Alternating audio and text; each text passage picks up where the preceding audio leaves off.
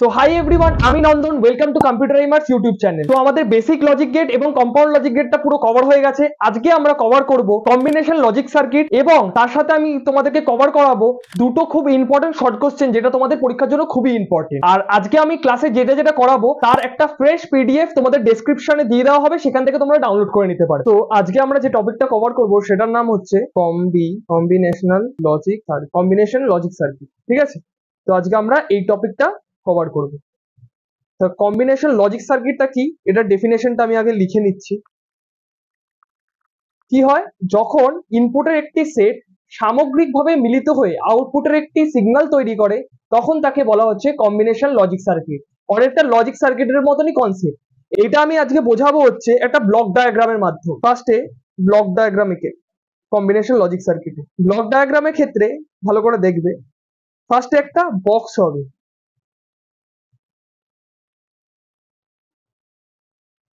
এটা আমরা কি বোঝাচ্ছি? এটা বোঝাচ্ছি হচ্ছে কম্বিনেশনাল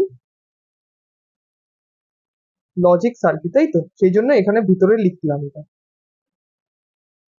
এবার আমি ডেফিনেশনটা ভালো করে বোঝাচ্ছি, ভালো করে বুঝবে। যখন ইনপুটের একটি সেট, অর্থাৎ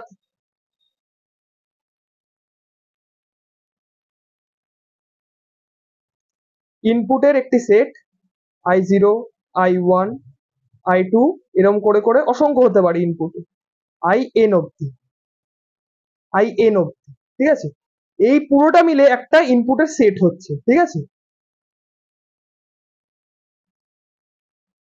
ইনপুট সেট, এটা হচ্ছে ইনপুটের সেট। I0, I1, I2 এরকম করে করে IN অব্দি অসংখ্য ইনপুট হতে পারে কম্বিনেশন লজিক সার্কিটে, ঠিক আছে? এইবার ইনপুটের একটি সেট এই সার্কিটের মধ্যে যাচ্ছে, এই সিগন্যাল গুলো গিয়ে এইখানে সম্মিলিত হয়ে বা সমন্বয়ে এই সার্কিটের ভিতরে কি দিচ্ছে, আউটপুটে একটি নির্দিষ্ট এগুলোর মান দিচ্ছে। যেমন I0 যেটা ইনপুট হয়েছে সেটার জন্য O0, I1 এ যেটা মান দেবে সেটা সম্মিলিত হয়ে O1 এ আউটপুট বেরাবে, I1 এর মান। আবার I2 তে যেটা মান গেছে সেটা কম্বিনেশন লজিক সার্কিটের ভিতরে সমন্বয় ঘটে, সেটার আউটপুট কি আসবে, O2। এরকম করে করে সেম এটারও আসবে ON অব্দি, ঠিক আছে? এইটা হচ্ছে আউটপুটের সেট। যে কটা ইনপুট যাবে প্রত্যেক কটা সমন্বয় ঘটে তার ইন্ডিভিজুয়াল আউটপুট বেরাচ্ছে, এটাই হচ্ছে আমাদের কম্বিনেশন লজিক সার্কিট, ঠিক আছে? এইটা কি, এটা হচ্ছে আউটপুট সেট। ক্লিয়ার জিনিসটা? ব্লক ডায়াগ্রামের এটাকে বলা হচ্ছে ব্লক ডায়াগ্রাম। ব্লক ডায়াগ্রাম মানে কি? ব্লক ডায়াগ্রাম মানে হচ্ছে একটা ব্লক চিত্র, যার মাধ্যমে তুমি সেই সার্কিটটাকে বা সেই লজিক গেটটাকে পুরোপুরি প্রকাশ করছো বা ওটাকে ডিফাইন করছো, ঠিক আছে? সেটাই হচ্ছে ব্লক ডায়াগ্রাম। চিত্রের মাধ্যমে যখন সেটাকে বোঝাচ্ছ সেটাই হচ্ছে ব্লক ডায়াগ্রাম। এইবার আসি হচ্ছে এর বৈশিষ্ট্য। কম্বিনেশন লজিক সার্কিটের যদি আমি বৈশিষ্ট্য লিখি, বৈশিষ্ট্য কি কি হতে পারে ডেফিনেশন ওয়াইজ? বৈশিষ্ট্য দু ধরনের হতে পারে। এটা কি কি? কম্বিনেশন লজিক সার্কিট, একে সংযুক্ত লজিক সার্কিটও বলে বাংলায়। সংযুক্ত সংযুক্ত লজিক সার্কিট, সংযুক্ত লজিক সার্কিটে কি হয়, নির্দিষ্ট ইনপুট বা ইনপুটের সমন্বয়ে নির্দিষ্ট আউটপুট পাওয়া যায়। এটা আমরা ডেফিনেশনেই পড়েছি যে কি, সংযুক্ত লজিক সার্কিটের ক্ষেত্রে এই যে আমরা একবার ডায়াগ্রামটাও দেখে নিচ্ছি। সংযুক্ত লজিক সার্কিটের ক্ষেত্রে কি হচ্ছে, কম্বিনেশন লজিক সার্কিট মানে সংযুক্ত লজিক সার্কিট। সংযুক্ত লজিক সার্কিটের ক্ষেত্রে কি হচ্ছে, নির্দিষ্ট পরিমাণ ইনপুট বা ইনপুটগুলির সমন্বয়ে, এই যে নির্দিষ্ট পরিমাণ ইনপুট গুলো যাচ্ছে তার সমন্বয়ে সার্কিটের ভিতরে কি হচ্ছে, নির্দিষ্ট পরিমাণ আউটপুট আমরা পাচ্ছি, ঠিক আছে? এটা হচ্ছে প্রথম বৈশিষ্ট্য। দ্বিতীয় বৈশিষ্ট্য হচ্ছে সংযুক্ত লজিক সার্কিটে মেমোরি না থাকায় ইনপুট এবং আউটপুটের মান স্টোর করা যায় না, ঠিক আছে? তাহলে কি হচ্ছে, কম্বিনেশন লজিক সার্কিটে বা সংযুক্ত লজিক সার্কিটে মেমোরি থাকে না, যার জন্য ইনপুট এবং আউটপুটের মানগুলো স্টোর করা যায় না। ইনপুটের মান যখন আসে সমন্বয় ঘটে, সঙ্গে সঙ্গে আউটপুটটা বেরিয়ে যায়, কিন্তু এটার মানগুলো স্টোর করা যায় না এটার মধ্যে, ঠিক আছে? এটা হচ্ছে combination logic circuit. Combination logic সার্কিটকে টোটাল 6টা ভাগে ভাগ করা হয়। টোটাল কম্বিনেশন লজিক সার্কিটকে 6টা ভাগে ভাগ করা হয়। কি কি? ফার্স্ট এটা হচ্ছে অ্যাডার,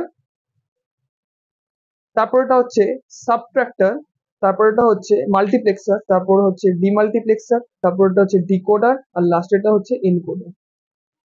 টোটাল কম্বিনেশন লজিক সার্কিটকে এই 6টা ভাগে ভাগ করা হয়েছে।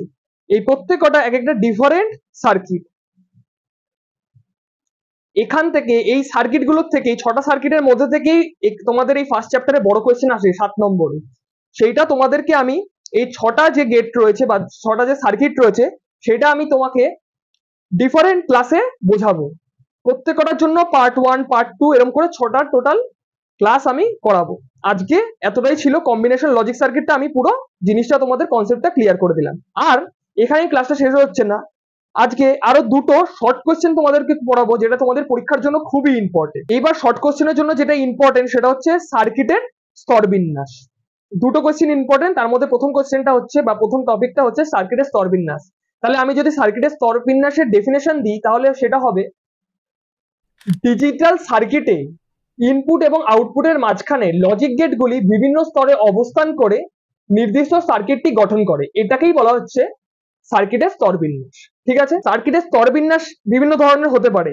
একটা হচ্ছে দ্বিস্তরীয় সার্কিট, একে 2 লেভেল সার্কিটও বলে, যেটা খুবই ইম্পর্টেন্ট।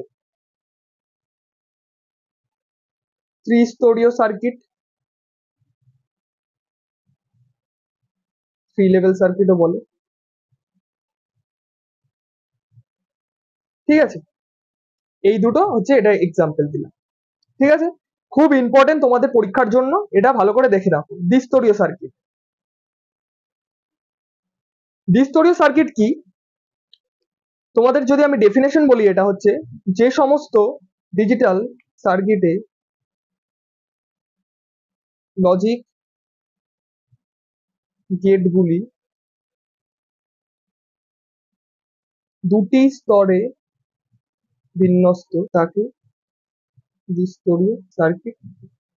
ঠিক আছে, তা দ্বিস্তরীয় সার্কিট কাকে বলে? যে সমস্ত ডিজিটাল সার্কিটের লজিক গেটগুলি দুটি স্তরে বিন্যস্ত তাকে বলা হচ্ছে দ্বিস্তরীয় সার্কিট। ঠিক আছে, এই দুটো কোয়েশ্চেন, এই যে ফার্স্টেরটা হচ্ছে সার্কিটের স্তরবিন্যাস এবং তারপরে হচ্ছে দ্বিস্তরীয় সার্কিট, এই দুটো শর্ট কোয়েশ্চেন খুবই ইম্পর্টেন্ট পরীক্ষার জন্য, তো এটা অবশ্যই তোমরা মুখস্থ করে দিও। তো ভিডিওটা এই পর্যন্তই ছিল। যদি তোমাদের ভিডিওটা ভালো লেগে থাকে তাহলে তোমার একটা বন্ধুর সাথে ভিডিওটা শেয়ার করে দিও, চ্যানেলটাকে সাবস্ক্রাইব করে দিও। আর চ্যাপ্টার 1 এর যে আগের ভিডিওগুলো ছিল সেগুলোর জন্য আমি একটা ডিফারেন্ট প্লেলিস্ট ক্রিয়েট করেছি, সেখানে তোমরা চেক করে নিতে পারো। আর তোমাদের মধ্যে যদি কেউ আমার কাছে অনলাইনে পড়তে চাও তাহলে ডেসক্রিপশনে আমার নাম্বার দেওয়া আছে, সেখানে যোগাযোগ করে নিতে পারো। So till that, stay tuned.